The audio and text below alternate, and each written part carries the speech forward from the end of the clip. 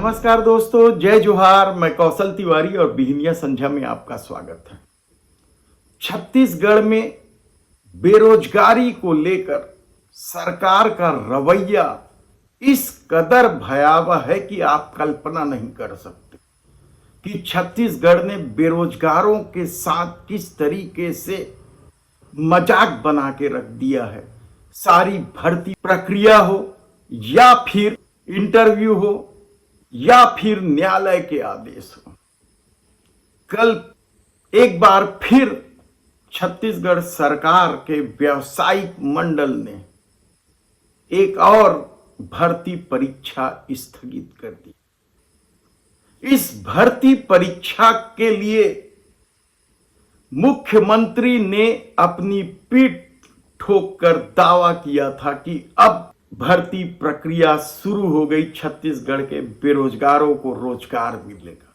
लेकिन हकीकत तो यह है कि सरकार बेरोजगारों के साथ खेल खेल रही है।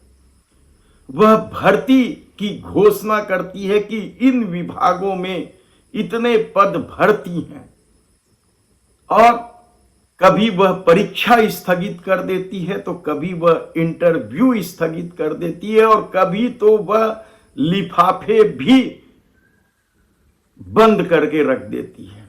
यानी परिणाम घोषित नहीं करती, परिणाम बंद लिफाफे में रख दी जाती है। यानी किस तरीके से खेल खेला जा रहा है बेरोजगारों के साथ, किस तरीके से बेरोजगारी का मजाक उड़ाया जा रहा है।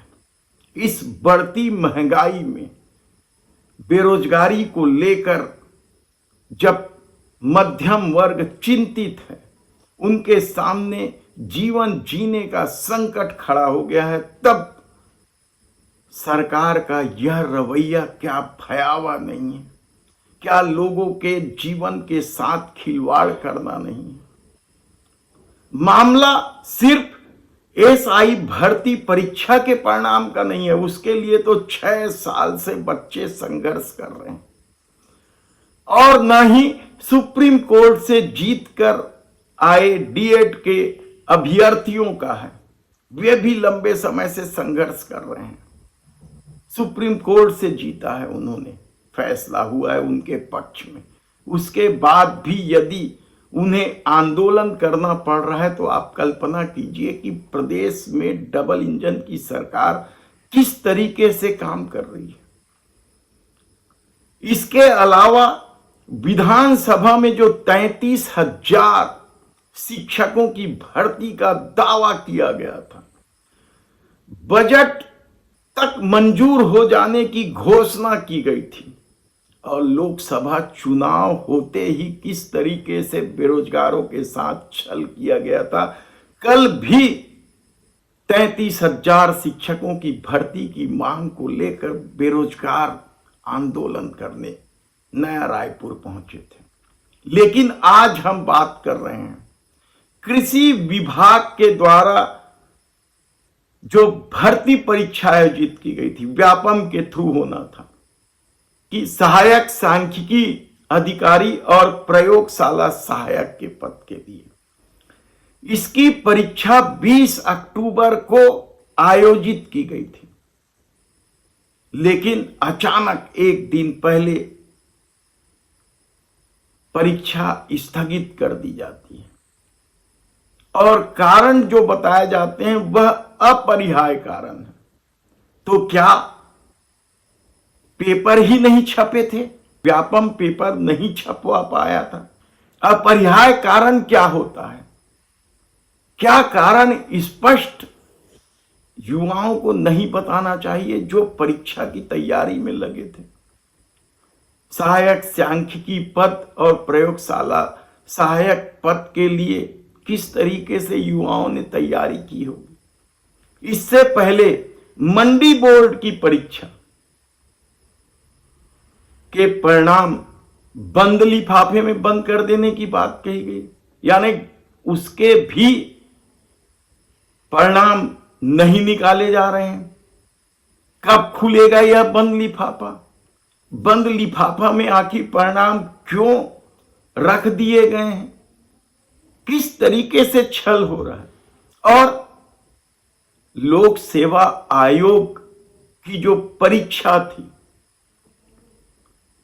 जिसमें 542 बच्चे पास हुए हैं, वे प्रशासनिक जिम्मेदारी संभालने वाले हैं। उन बच्चों का इंटरव्यू भी तो अचानक स्थगित कर दिया गया था। यानी फेहरिस्त है, आप देखें तो सीएसईबी में भी इसी तरीके से इंटरव्यू हो चुके हैं। यानी सरकार चाह क्या रही है? नौकरी निकालते समय तो अपनी पीठ थपथपाती है कि हमने इतनी नौकरी निकाल दी है, लेकिन यदि परीक्षा ही ना हो, उसके परिणाम ही ना निकले, तो फिर इसे क्या कहा जाए? क्या यह बेरोजगारों के साथ छल नहीं है, धोखा नहीं है? क्या ऐसे मामलों में न्यायालय को स्वतः संज्ञान नहीं लेना चाहिए? आखिर बच्चे कैसे आंदोलन करें, किस तरीके से अपनी बात मनवाएं, और सरकार कब जागेगी? ये बेहद ही गंभीर सवाल है। नीट के पेपर लीक के मामले में जब देश भर में आंदोलन हुआ था, तो मोदी सरकार किस तरीके से क्लीन चिट दे रही थी, और अब जब छत्तीसगढ़ में डबल इंजन की सरकार बन गई है, जिसका दावा आप सुनेंगे तो हैरान हो जाएंगे, उस दावे के बीच बेरोजगारों के साथ ऐसा छल आपको शायद किसी प्रदेश में देखने को नहीं मिलेगा। लगातार आधा दर्जन विभाग में भर्ती की घोषणा तो की गई, लेकिन उसके परिणाम नहीं निकले अभी तक। या तो परीक्षा स्थगित हो गए या फिर इंटरव्यू स्थगित हो गए।